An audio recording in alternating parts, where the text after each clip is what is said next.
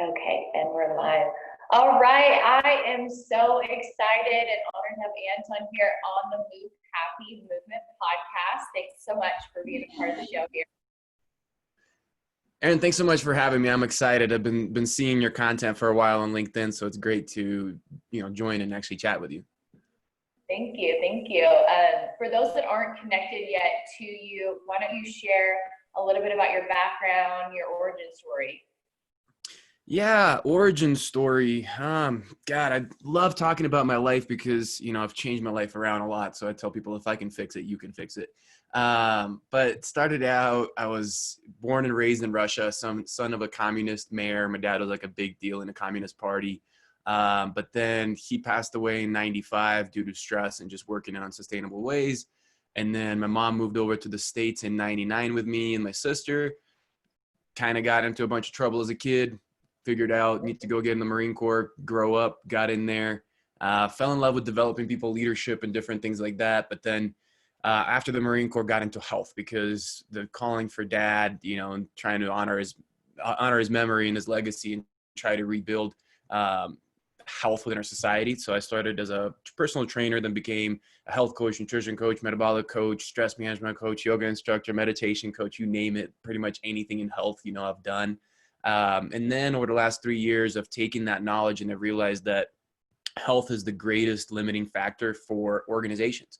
It's actually individual health is holding all the performance back, but people are not seeing it. They're not understanding it. They're spending a ton of money into technology, into systems, processes, but really the greatest limiting factor is the person pushing the button.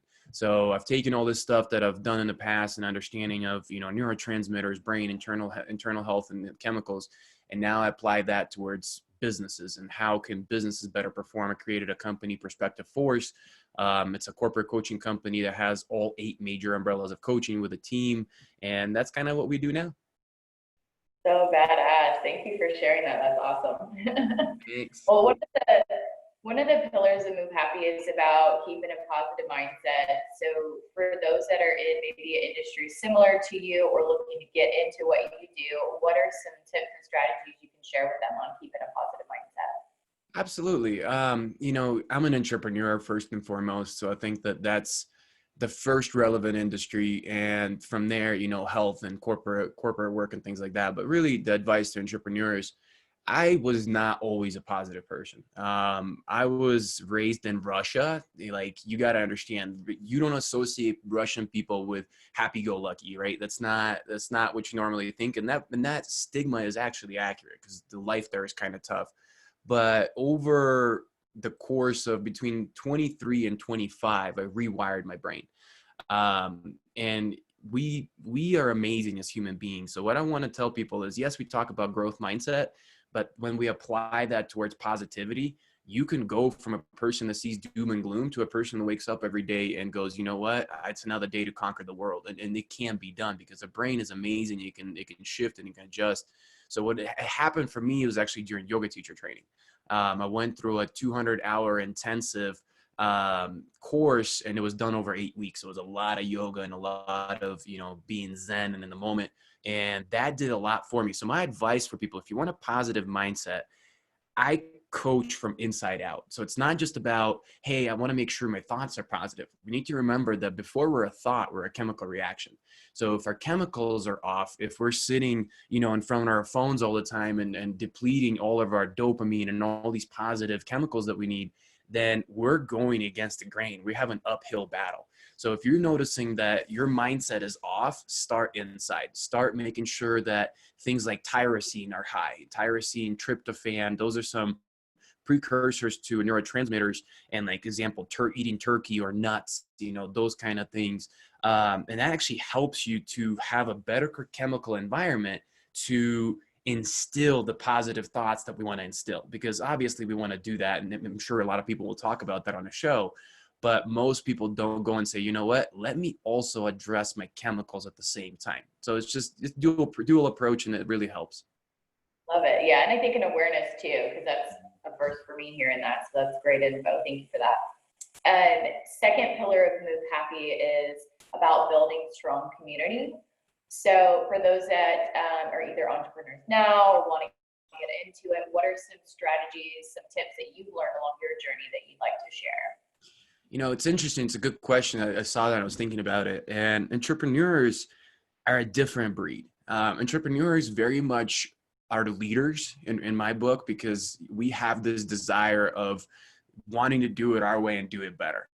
And that oftentimes creates, you know, this unique environment that you know, entrepreneurs struggle with. So, you know, with entrepreneurship, the biggest thing that I would say, I'm just kind of trying to think in my head, what would be the main advice I would give. Sorry, hold on, I wrote it down here. Refer to it real quick. My badness. It probably should have been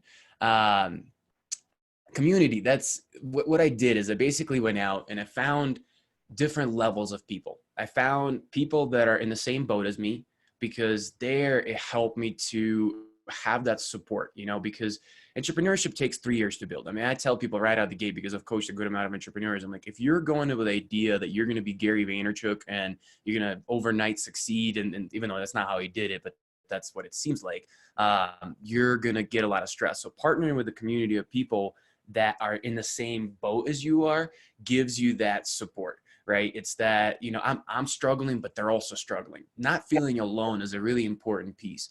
The other community I say build people that are better than you, that are not necessarily better as a human being, but they're just ahead. They're ahead of where you are. And oftentimes, the reason I brought up leadership, entrepreneurs, because they're leaders, we don't want to ask for help. We want to help. We want to be the help givers.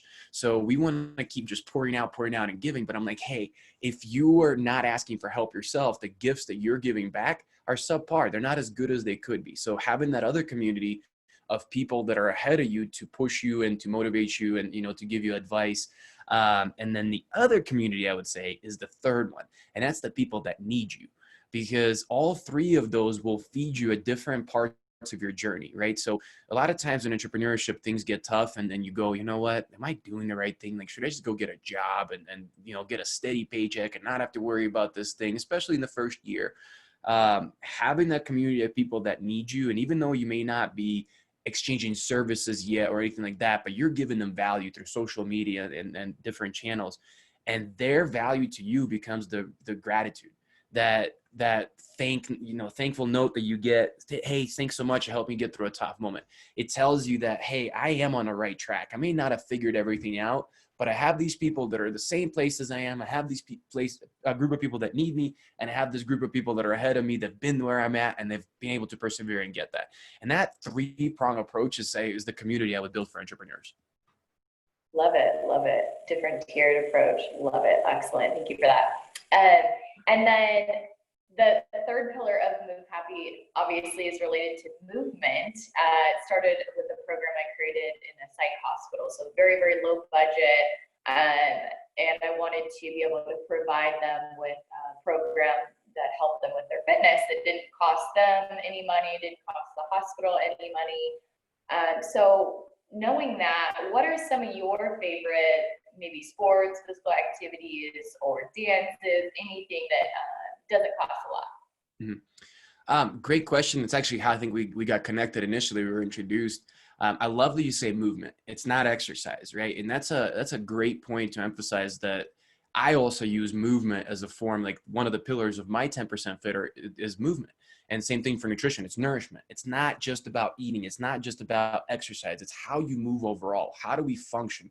How does our body experience life from a movement standpoint on a daily basis? You know, if we're sedentary and we're sitting all the time, it's a problem. So to answer your question, I go to things that are dual purpose. I'm a fan of, you know, kill two birds with one stone. So I'm like, all right, if I'm stressed, typically I'm going to hike. That's one of my favorite activities, because I know that disconnecting from my current environment and putting myself into a more present environment of nature is going to help me with stress management, but also going to help me with physical movement, exercise, metabolism, enjoyment, fun. There's just so many different things. So I like to get out and go and hike, like, you know, hit up 14. I live in Colorado, so they have an infinite amount of hiking out here. That's one. If, like, say, I notice my body's not feeling right. Like right now I'm dealing with a little back injury, so I have to heal that. I will incorporate movement into my meditation. I meditate all the time, but I can change how I meditate. So then I can do some active meditation, whether I go outside and I go a little walk and I become highly present with every, move that I make. And I'm very conscious of a heel striking, stepping through my foot, toe plant, all that, kind of visualizing all that in my head. Or I'll do some sun salutations in the morning. It's a introduction to yoga, very beginning that you do in any yoga class, that first, A movement, they call it. I'll typically do 21 sun salutations with in my meditative state. But the point is, it's always paired with something else. Okay, I notice, my endurance is not good. I'm crashing in meetings, something's going on. Okay, I need to regulate my blood sugar better. There's a bunch of different things I need to implement. So then I'll say, okay, I may do some more cardio. I may get into specific methods of cardio. It's a little bit more boring, not so traditional, but I need that for energy in my, in my business work and different things like that. So always dual purpose. Love it. Love it. Very efficient too. Awesome.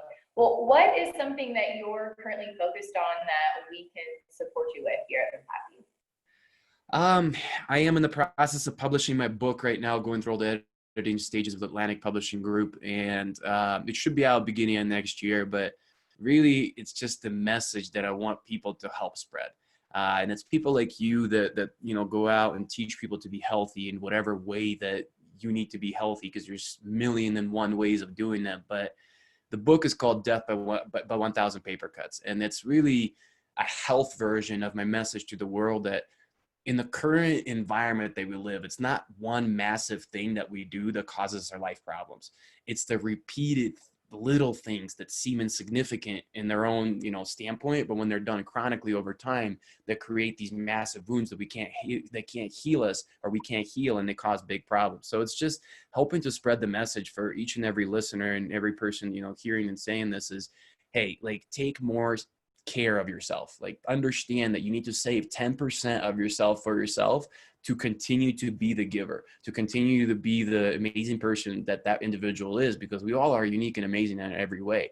But when we don't take care of ourselves, we end up like my dad, who passed at 45 by trying to take care of everybody else but himself. So, it's that message of keep 10% for yourself, and then don't keep making these small little mistakes that are going to cause you problems 15 to 20 years down the road, but you can't connect them to the choices you make today. Love that. That sounds like an awesome book to read. Can they get it on pre-sale yet? Can they order Not yet. I did the pre-sale round when I was raising money to find a publisher and pay for all that. And right now it's out. I probably should do the pre-sale thing, but I'm so busy with like 2 companies and school and all this stuff. I'm just like, oh my God, I know I need to worry about this book, but I'm letting publishers kind of take care of that piece. But as soon as I have it, just I'll put it all over LinkedIn. People can see it. And with pre-sales, I will do something as soon as it's like probably 30 days out. What I usually give away a lot of incentives. I'll give away things that I normally cost a lot of money to help this message get out. Because to me, it's not the book sales that matter. It's the message that we need to wake up and really start looking at things differently. Yeah, absolutely. Absolutely. Awesome. I'm really excited for that. I'm definitely ordering it as soon as I can get my hands on it, and everybody else should too. Last question is always a silly question, just to kind of let the audience kind of get to know you a little bit better. Totally on the spot, so I change it every time. So, knowing your passion for hiking and all things movement related, what's a hike you have not been on yet that it's on your list? I can't remember the exact name of the mountain, but it's the highest 14er that we have.